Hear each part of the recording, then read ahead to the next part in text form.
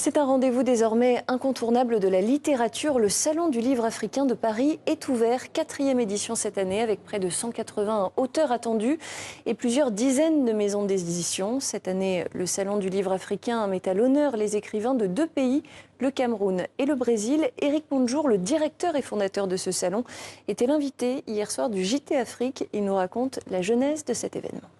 Ce salon est né d'une envie de faire parler de la littérature africaine, de mon vécu en Afrique. Je suis né en Afrique, j'ai vécu longtemps. Où ça?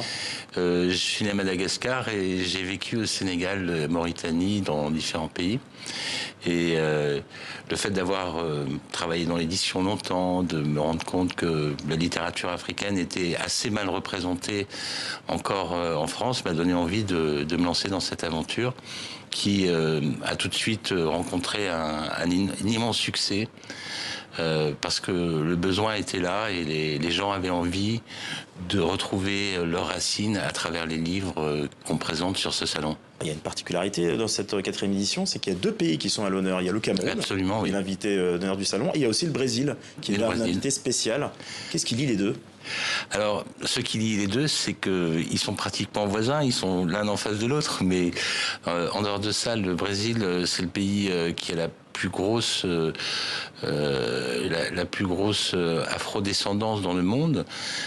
C'est un pays qui est tourné vers l'Afrique, qui se tourne de plus en plus vers l'Afrique et que l'Afrique a beaucoup influencé. C'est une culture qui est très mélangée et le fait d'avoir invité le Brésil rentre aussi dans le cadre de l'année France-Brésil que nous allons commencer à connaître. Ce soir, l'ambassadeur du Brésil était présent à l'inauguration du salon.